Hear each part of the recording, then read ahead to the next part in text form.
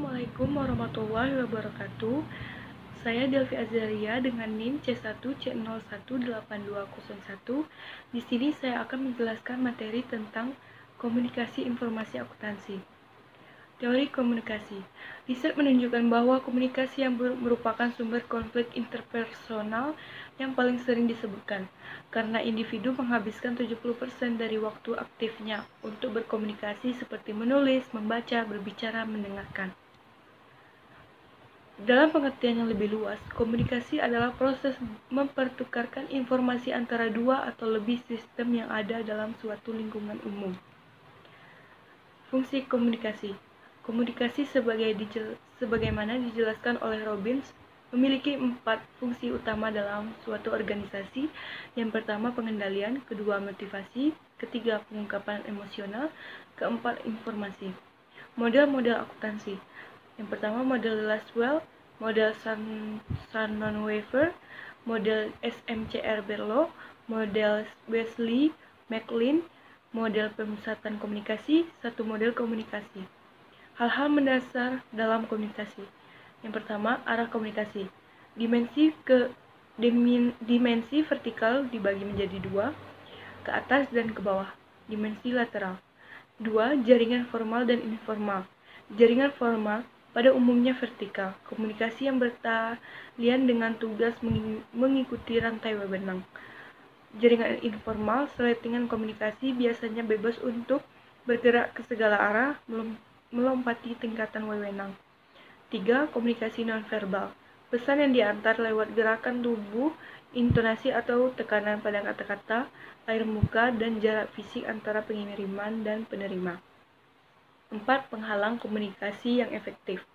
Yang pertama penyaringan, kedua persepsi selektif, ketiga deseptif, dan keempat bahasa. Variabel-variabel yang berpengaruh pada komunikasi akuntansi. Yang pertama sumber. Ada 2 aspek yang dapat mempengaruhi proses komunikasi, yaitu yang pertama kredibilitas sumber dan kesamaan antara penerima dan sumber. Pesan. Barlow mengidentifikasi 5 elemen yang pesan yang sebaiknya dipertimbangkan ketika menganalisis komunikasi, yaitu yang pertama isi, 2 struktur atau organisasi, ketiga kode, keempat perlakuan, dan 5 elemen-elemen pesan. Organisasi pesan. Cara terbaik untuk mengorganisasi suatu pesan bergantung pada budaya tempat informasi tersebut digunakan, dan cara yang optimal untuk menyusun suatu pesan juga bergantung pada latar belakang pendengar. Terdapat 3 strategi urutan pesan yang telah diinvestigasi, yaitu yang pertama klimaks, kedua anti klimaks, dan ketiga pola piramid. Perlakuan pesan. Informasi akuntansi sebaiknya berulang pengulangan meningkat pemahaman materi. J. Wolfield dan J. Saltil 1974 membantah bahwa hubungan antara pengulangan dan efektivitas bersifat linear. J. R. Clary 1977 menguraikan bagaimana cara untuk membuat materi ini lebih mudah dibaca. Saluran. Shahram 1973 mengelompokkan atau membedakan saluran berdasarkan 6 dimensi.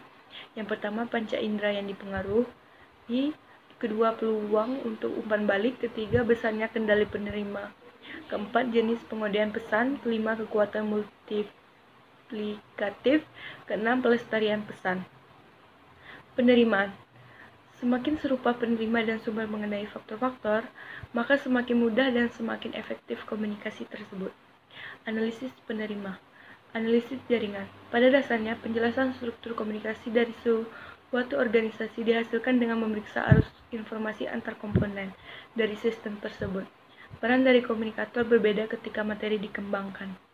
Umpan balik. Umpan balik terhadap pertanyaan-pertanyaan berikut dapat digunakan untuk meningkatkan efektivitas pesan. 1. Seberapa efektif laporan tersebut memenuhi kebutuhan pengguna? 2. Apakah laporan tersebut memenuhi harapan pengguna? 3. Seberapa sering laporan tersebut digunakan dan untuk tujuan apa laporan tersebut dibutuhkan? 4. Apakah pemakaian melengkapi laporan tersebut dengan mencari sumber lain? Masalah-masalah terbaru dalam komunikasi. Masalah yang pertama, penghalang komunikasi antara pria dan wanita. Masalah kedua, komunikasi yang benar Secara politis, masalah ketiga, komunikasi lintas budaya. Yang keempat, komunikasi elektronik. Mode pemusatan komunikasi. Rogers dan Kincaid 1981 telah mengkritik model-model terdahulu karena model-model tersebut mengarah pada 7 bias dalam komunikasi. 7 bias tersebut meliputi suatu pandang bahwa komunikasi adalah tindakan satu arah yang linear, bukan proses dua arah, penekanan pada ketergantungan dan merupakan ketergantungan yang mendasar, kecenderungan berfokus pada objek komunikasi dan mengorbankan konteks objek. Kredibilitas sumber. Secara umum diakui bahwa semakin kredibel sumber dari suatu pesan, semakin besar efektivitasnya. Kredibilitas sumber merupakan suatu bangunan yang multidimensional. Kesamaan antara penerima dan sumber. Komunikasi yang efektif akan lebih mudah terjadi ketika sumber dan penerimaan adalah serupa. Tingkat kesamaan atau perbedaan tersebut ditentukan oleh dua faktor, yaitu kesamaan demografis dan kesamaan kognitif.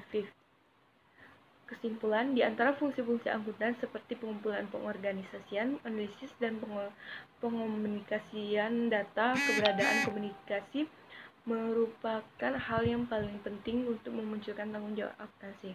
Hal ini berarti bahwa tahapan komunikasi yang diawali oleh komunikasi hingga umpan balik bagi komunikator menjadi serangkaian tahapan yang perlu dijadikan fokus. Hal ini disebabkan karena pemahaman yang terkait dengan perilaku yang tepat merupakan hasil dari proses komunikasi. Baiklah, sekian dari materi yang saya sampaikan. Apabila ada kesalahan, saya mohon maaf. Wabillahi taufiq wa hidayah. Wassalamualaikum warahmatullahi wabarakatuh.